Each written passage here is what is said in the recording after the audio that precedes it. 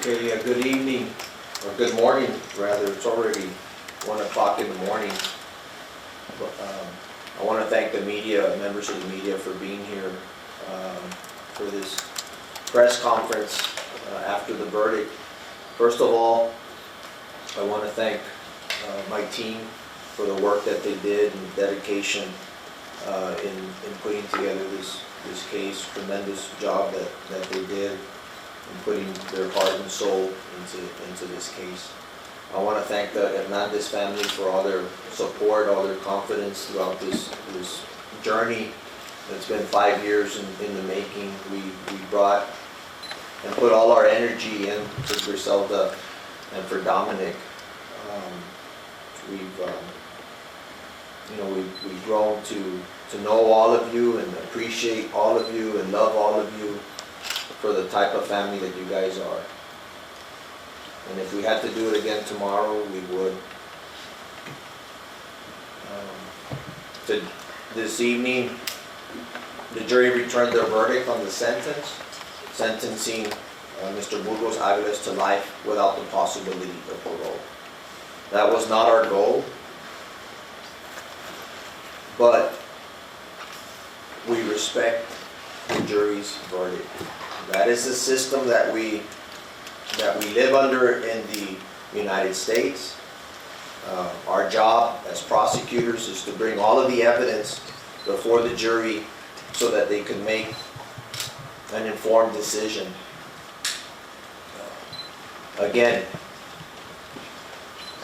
that is the system that we operate under.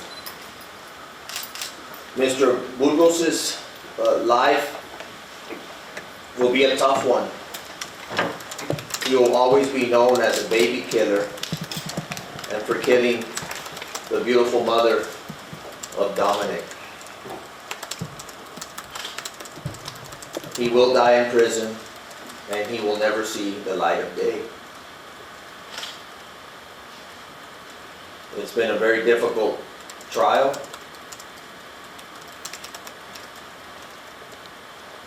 And again, we are disappointed in the outcome, but we respect the verdict. I'll say it in Spanish. Gracias por los medios de la prensa estar aquí a esta hora. Esta noche el jurado regresó con el veredicto de la sentencia de la vida perpetua. Aunque no era la meta de nosotros, respetamos la decisión del jurado. Ese es nuestro sistema bajo que operamos en este país. Nuestro trabajo es de presentar todas las evidencias, todos los datos y argumentos al jurado. Y se tiene que respetar.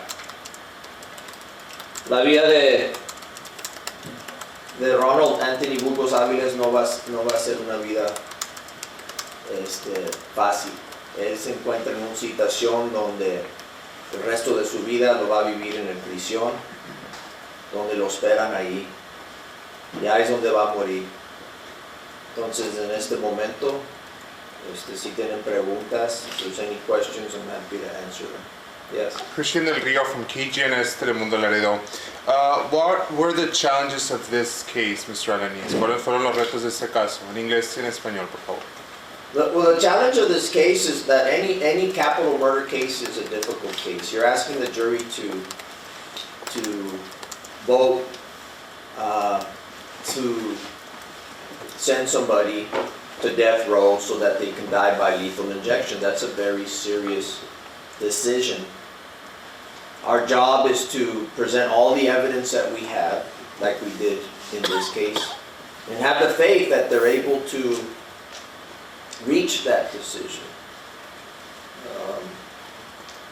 We believe that the case that we had met those requirements. The jury disagreed. They did find him to be a future danger.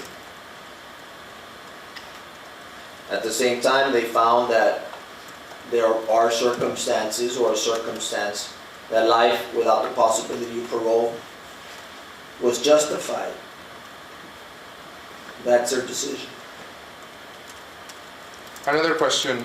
It took 5 years to get here. Did the pandemic affect the case? Tomó 5 años para llegar a este momento. ¿La pandemia afectó este caso? I don't think it did. I want to thank all the law enforcement agencies that worked on this case. This case was highly publicized, and you saw the quality of work that was produced and the work and dedication that was put in by the Laredo Police Department, the federal authorities, the Border Patrol, the FBI, all of the agencies that were involved, right? The Laredo Police Department being the lead investigating agency. And the evidence was strong. It was there. And it was presented to the jury. It was a long trial. Today was the start of the fourth week. In Spanish, please. If you can ask you the question. Sure thing. It took 5 years. Tomó 5 años llegar a este momento. ¿La pandemia afectó este caso? No creo que la pandemia afectó el caso. La evidencia fue muy bien preservada. El trabajo y los hechos de las agencias policíacas, el FBI, el Laredo Police Department, the Border Patrol, todos que trabajaron en este caso, fue excelente el producto. La evidencia, los datos se presentaron al jurado. Sí encontraron que Burgos Aviles si es alguien que en el futuro es peligroso, probablemente va a seguir de cometer actos de violencia, pero al mismo tiempo votaron que la vida perpetua fue el propio sentencia y eso se tiene que respetar. Marlene Charus de Laredo Hernandez, ¿qué cree que es lo que influyó en el jurado para tomar esa decisión de que se le diera esa sentencia? Es difícil apuntar a un factor en por qué llegaron a esa decisión, ¿verdad? No tenemos la ventaja de estar adentro del salón cuando están deliberando la decisión. La evidencia, repito, fue muy fuerte, que nosotros pensamos y creemos todavía que él merecía la pena de muerte. Entonces, ellos últimamente son los que deciden, y aunque no estamos satisfechos con el veredicto, sí se respeta el veredicto. Y repito, si tuviéramos que hacer este caso otra vez mañana, lo hiciéramos. Ese es qué tan fuerte nos sentimos de la evidencia en este caso. La justicia que el jurado decidieron aquí es que va a vivir todo el resto de su vida en la prisión, y ahí es donde va a morir. Mr. Alaniz, Judith Haya from Univision and Fox News Laredo. Do you believe that the defense team or Mr. Burgos Aviles will appeal either the verdict or this sentence? Does he even do that? There's always the right to appeal. I think that Mr. Burgos is lucky that he gets to keep his life. I can't speak for him or his team wanting to appeal. We were seeking the death penalty. His life will not be easy by any means, but only time will tell. I don't foresee an appeal being filed. I think their goal was to save his life, to spare his life, and the jury indeed spared him from the lethal injection. Christian Del Rio from KGNS again, sir. Now that he will be sentenced to life, what do you tell to the family? ¿Qué le diría a la familia ya que está ya que Burgos Aviles fue sentenciado de por vida. Well, I want to thank the family for being behind us all this time, for being patient, for giving us their support, giving us their prayers, giving us the strength to take on this case. We love Dominic, we love Grizelda, and we feel, I hope we didn't let you down.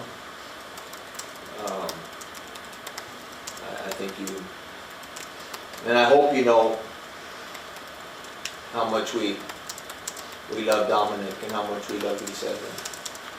And if I had to do it again tomorrow, I would do it again. And so would my team. That's what we're about. We fight for children. We fight for the elderly. We fight for women that are abused. And I think that, honestly, Burgos and his team feel